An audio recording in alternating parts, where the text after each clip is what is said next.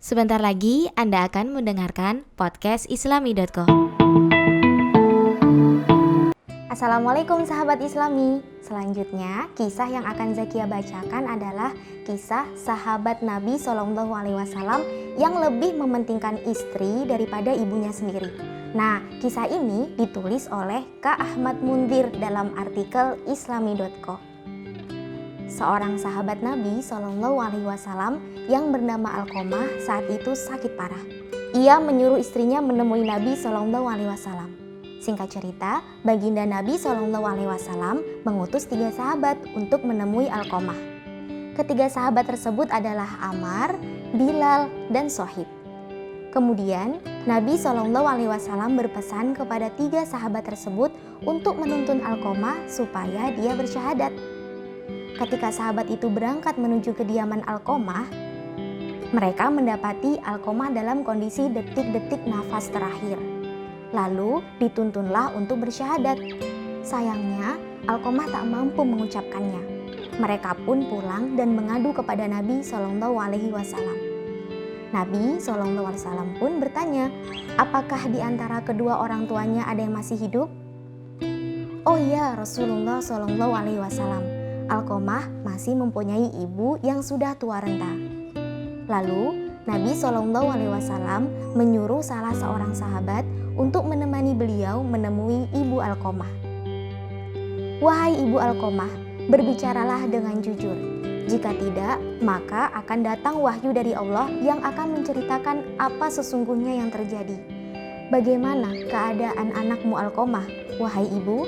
Tanya Nabi SAW kepada ibu Alqomah. Wahai Rasulullah, Alqomah adalah anakku yang banyak melakukan sholat, banyak berpuasa, dan rajin bersedekah. Lalu, bagaimana hubunganmu dengannya? Tanya Nabi SAW selanjutnya.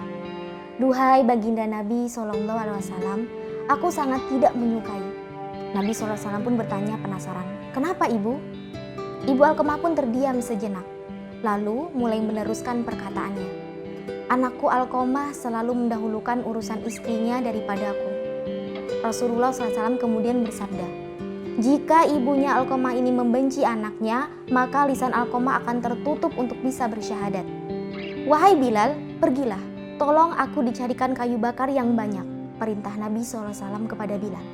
Mendengar Nabi SAW berkata demikian, ibu Alqomah pun bertanya kebingungan. Wahai Nabi, apa yang hendak engkau lakukan?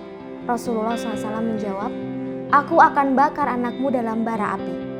Ibu Alqomah pun memohon kepada Nabi SAW dan berkata, wahai Rasul, bagaimanapun pula ia adalah anakku. Aku tidak sampai hati jika ia dibakar dalam bara api. Nabi SAW pun berkata dengan tegas penuh kasih sayang kepada ibu Alqomah, wahai ibu, siksa Allah itu lebih pedih dan kekal.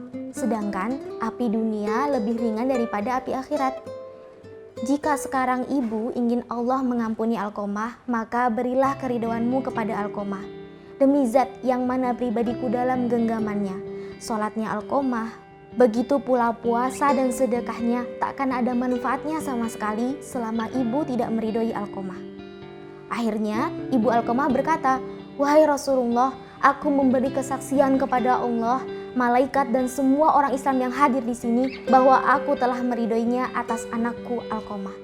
Mendengar demikian, Nabi SAW pun mengutus Bilal dan berkata, Bilal, pergilah kamu, lihatlah Alqomah di sana. Apakah ia sudah benar-benar mampu bersyahadat ataukah belum? Bilal pun bergegas pergi dan Bilal mendengar sendiri dari lisan Alqomah. Alqomah dapat mengucap syahadat sebelum ajalnya.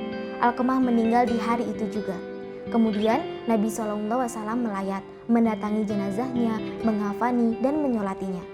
Lalu Nabi SAW berdiri di atas kuburan Alqomah seraya bersabda, wahai para sahabat muhajirin dan ansor, siapa saja lebih mengutamakan istrinya, mengalahkan ibunya, maka ia pasti akan mendapatkan amarah Allah, para malaikat dan semua manusia.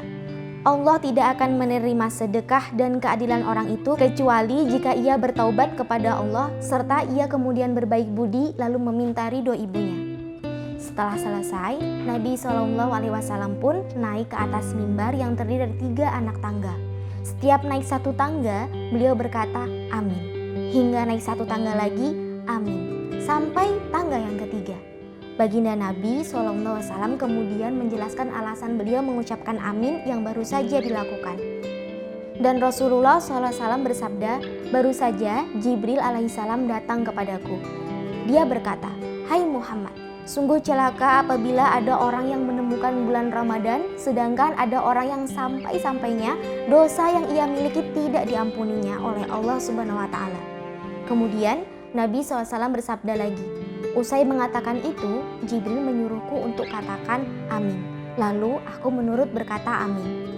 Jibril juga mengatakan, sungguh celaka bagi orang yang mendapati orang tuanya di masa runtanya, namun tidak masuk surga bersama kedua orang tuanya.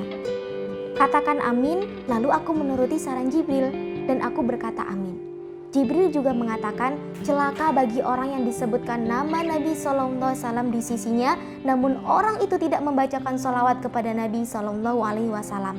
Katakan Muhammad amin, lalu aku menurut dan berkata amin. Kisah ini disarikan dari kitab Qasas As-Sahabah Was-Sholihin karya Imam Mutawalli Asy-Sya'rawi halaman 142 sampai 143. Sahabat Islami, kisah ini mengingatkan kita semua untuk selalu meminta dan mendapatkan ridho, restu dari orang tua kita, menjaga hubungan baik dengan orang tua sekalipun berbeda agama. Bukan berarti kita tidak boleh mengutamakan istri atau suami dibandingkan orang tua kita, akan tetapi itu tetap semuanya dengan restu orang tua. Dan memperlakukan istri, suami, bahkan anak juga orang tuanya semuanya dengan adil dan baik. Menyenangkan hati semua keluarga kita minimal dengan tidak menyakiti hati mereka. Dengan begitu, kita akan mudah mendapatkan ridho Allah. Sampai jumpa kembali di kisah lain selanjutnya. Terima kasih banyak. Wassalamualaikum warahmatullahi wabarakatuh.